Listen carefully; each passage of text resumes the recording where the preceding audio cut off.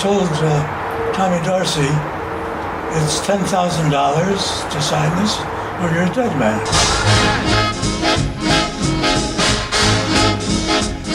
A wonderful, childlike, talented genius.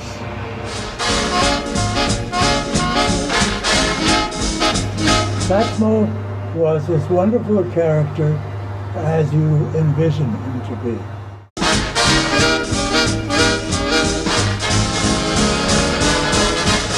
The greatest pianist I ever heard, and a dour-faced, great sentimentalist. Clint Eastwood is one of the nicest guys, a good jazz musician, quiet man.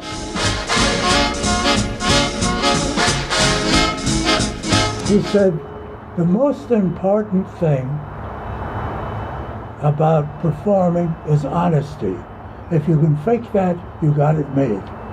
Which I thought is so wonderful, because that's what we all do as musicians and actors.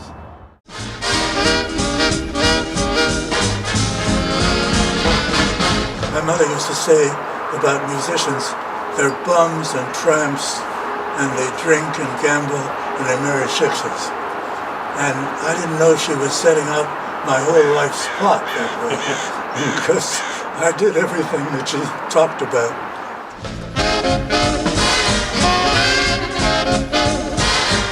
And in the induction center, sitting naked on a bench, I read the last review I ever had with the Cleveland Orchestra. And the doctors there were rather casual. The psychiatrist, who looked like Sigmund Freud, said, do you like girls? Yes. Do you like boys? No. Okay. That was it.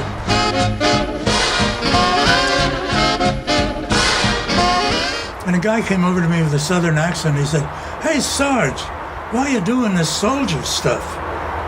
I said, who are you? He said, I'm Ray McKinley. I'm a band leader. I said, oh, yeah. He said, I said, well, where am I going to play the viola in the Air Force? He said, well, Glenn is organizing a band and he would have strings. I said, Glenn who? I said, Glenn Miller.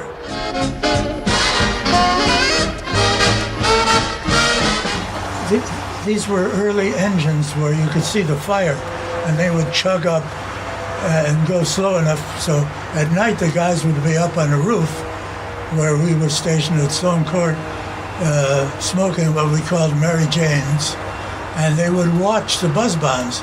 And if they didn't point toward you, you'd watch them explode somewhere else in London. The next day, Miller and Mattis moved out to Bedford, England, and 18 hours later, a buzz bomb hit in the courtyard behind that building and killed 25 MPs who had moved in. We had moved out 18 hours earlier. Miller flew over, and we didn't hear anything.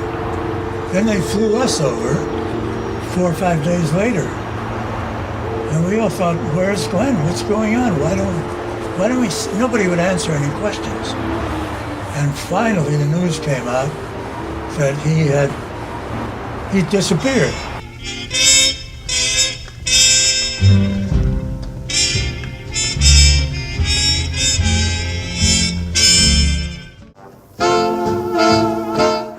Woody Allen was one of the writers, Dick Cavett, and Neil Simon and his brother.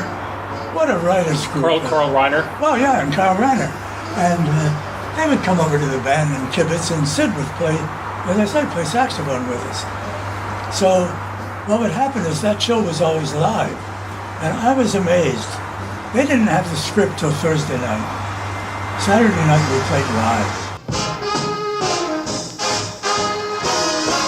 Mel Brooks was always late, and Sid Caesar, as they used to say, was a strong man. He held him out a window once on the 23rd floor because he had come late. He had him by the ankles.